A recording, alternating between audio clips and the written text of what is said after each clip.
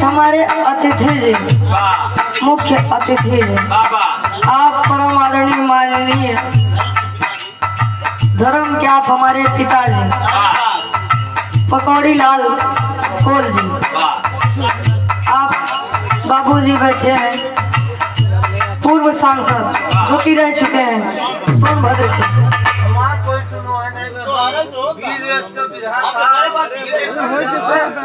वो नहीं बोला तो भैया देखा मनाई और बात के अन्यथा न ले जाए जो सच्चाई बात।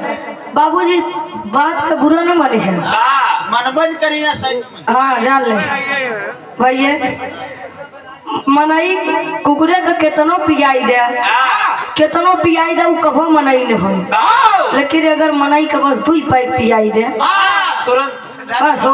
डीओजी साहब बन जाई। हाँ बस, अरे वाह, ओकरे आगे नहीं। आओ तनी भाव से।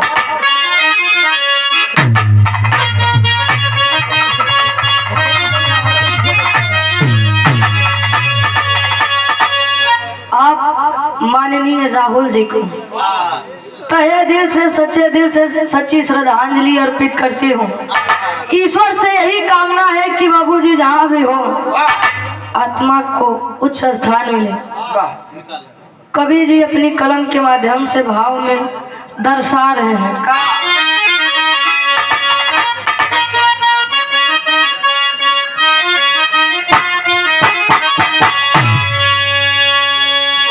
खिलल गुलशनवा के छोड़ गइले राहुल जी, खिलल गुलशनवा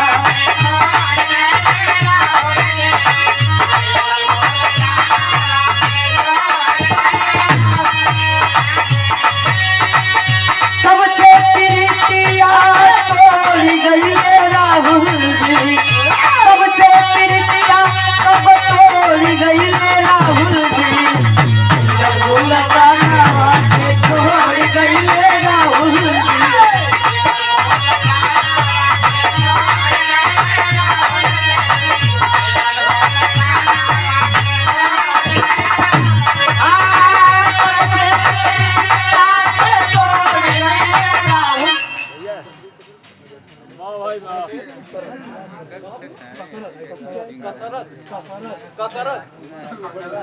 प्रत्याशी पटेरा कला वार्ड नंबर 2 धर्म क्या बड़े भाई गुड्डू यादव जी, समाजवादी पार्टी मिर्जापुर से भैया जी की तरफ 500 रुपए का महान आशीर्वाद इस भाव को समझते हुए।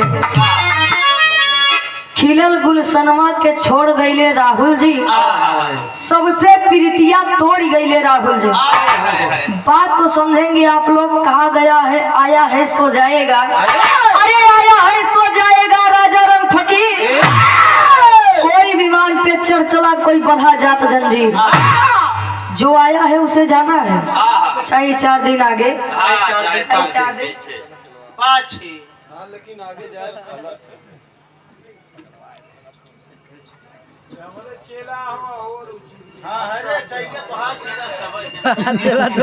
बिरहा के बहुत ही सुंदर कलाकार आप धर्म के बड़े भाई संतोष यादव जी, दीपनगर मझारी मिर्जापुर। ये आप परम सम्मानित कोपा कवि जी मंच पर आसीन है, ये कवि जी के शिष्य है। जोड़ नहीं है भैया का हंसी बा हर एक बाती में एक स्माइल है। अरे वाह, आसाराम सड़ुई है। 100 रुपए का महान आशीर्वाद भैया।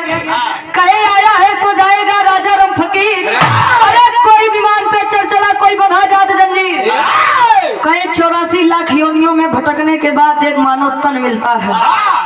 क्यों अच्छा काम करके चला जाता, क्यों खराब काम करके चला जाता। आज ही माननीय राहुल जी के कामे या जो कीर्ति गवावत बा भैया। अंतरा के पहले अंताल में कवि जी लिखत है इनका,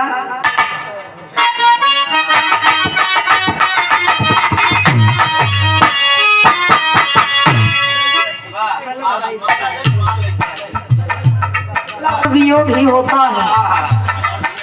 जिस माता पिता से उनके जाने के पहले उनकी संतान छिन जाए, हाय हाय हाय कलेजे पर क्या बीतती है वो माँ बाप ही बता सकते हैं। कहा गवा कि माई के जियरा अब पुतवा के जियरा। भैया मातारी बाबू के प्रेम कभो भी आप आदरणीय परम सम्मानित दीपक प्रधान जी बनके की पावन धरती से 100 रुपए का महान आशीर्वाद इस भाव को समझते हुए पिताजी आप आदरणीय परम सम्मानित पकौड़ी लाल कोल जी बाबूजी के आंगन में एक बच्चा जन्म लेता है जिनका नाम राहुल कोल पड़ता है। समय आया शिक्षा को ग्रहण किया। देखिए डॉक्टर B.R. अम्बेडकर जी ने एक बात कहा है, शिक्षा उस शेरनी का दूध है जिसने पिया है उसने जे पिए बा उतर दहाड़े अजय नहीं पिए बा 70 वाली मोलर जाए। भैया 96 क्षेत्र से आप विधानसभा में आए और उनकी अर्धांगिनी रिंकी जी विवाह जुड़ा विवाह हुआ। आगे कवि जी लिखते हैं नंतर के दूसरे साल में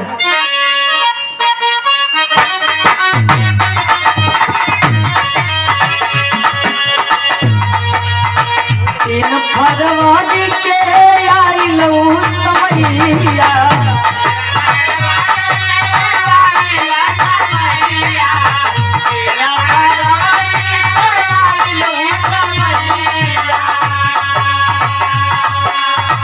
बीच मझधार में डूब गइल नैया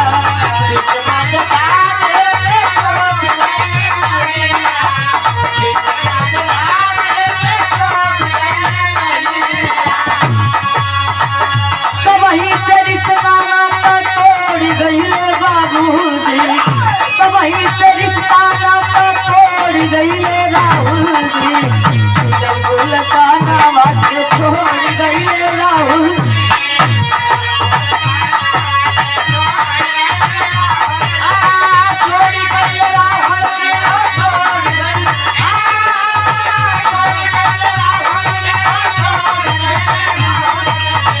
जंगल साना वाके छोड़ गइले राहुल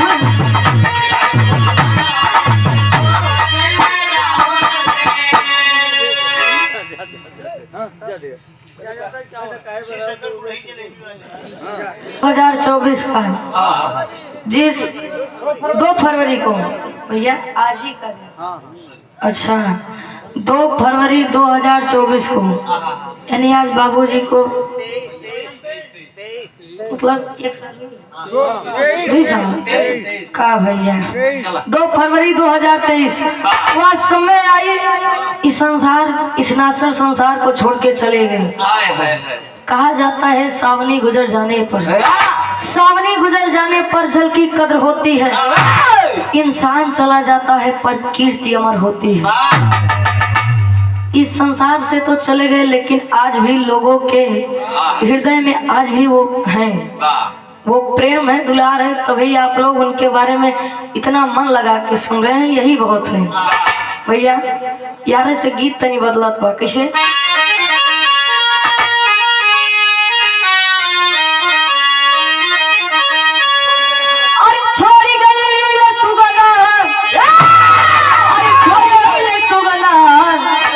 जड़वा के छोड़ी गईले सुगना सबही से रिश्ता नाता तोड़ के जड़वा के छोड़ी गईले सुगना सबही से रिश्ता नाता तोड़ के जड़वा के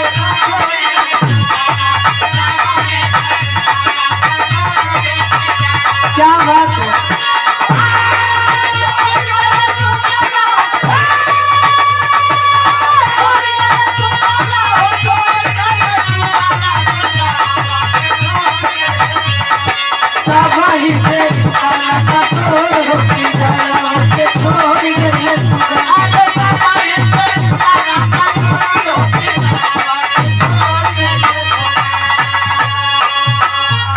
राम नाम से मुक्ति मिले अब पैसा से सब काम जड़वा वही के छोड़ी गईले सुगना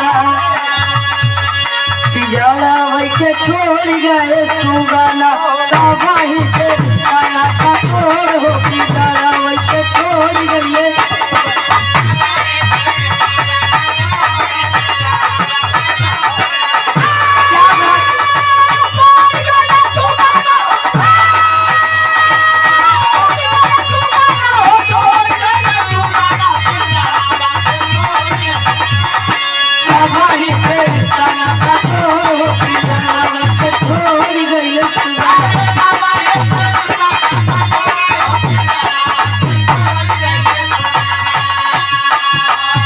राम नाम से मुक्ति मिले पैसे से सब काम और पुनः इस भाव को समझते धर्म के आप बड़े भाई दीपक प्रधान जी बनकी की पावन धरती से 101 रुपए का महान आशीर्वाद। धर्म के आप बड़े भाई गप्पू यादव जी 101 रुपए का महान आशीर्वाद। कहे जग में तुलसी दो बड़े, अरे जग में तुलसी दो बड़े, एक पैसा एक राम। कहाँ राम राम से मुक्ति मिले पैसे से सब। मन अगर चंगा बा तो कतक जाए जरूरत नहीं बा। एक बात जाना था, भीष्म जी स्वयं गंगा जी के पुत्र रहे, उनका उनके कर्म के फल भोग ही पड़ा है। का सोचा था गंगा जी में नहाए के बाद पाप पूरा कट ही जाए। पटेहरा गंगा के छोड़ गए राहुल पटेहरा गंगा छोड़ गए सुखना। आप धर्म के बड़े भाई राहुल पटेहरा की पावन धरती से 21 रुपए का महान आशीर्वाद एकदम दोहरा दिया। आओ चलो पिजड़वा के छोड़ी गईले सुगना, पिजड़वा के छोड़ी गईले सुगना साबाही से रिश्ता नाता छोड़ो पिजड़वा के।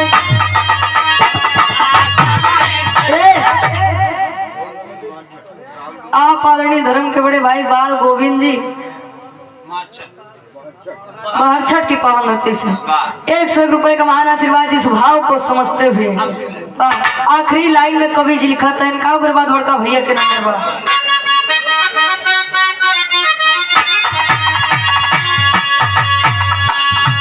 गुरुवर बिहारी गुरुद्वारे समोरा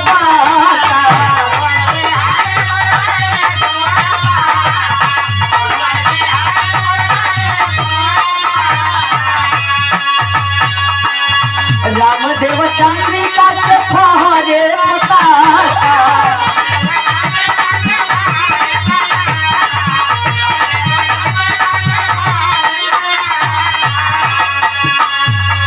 पिजड़वा के छोड़ गईले बाबूजी, पिजड़वा के छोड़ गईले सुगना रुचि यादव का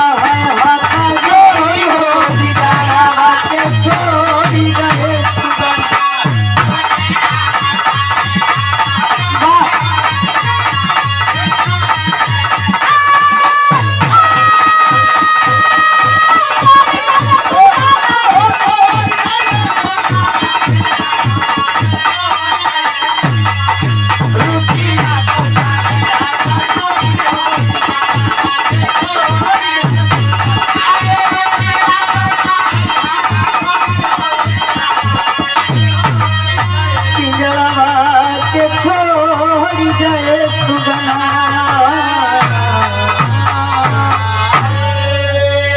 बड़का भैया के नंबर बा।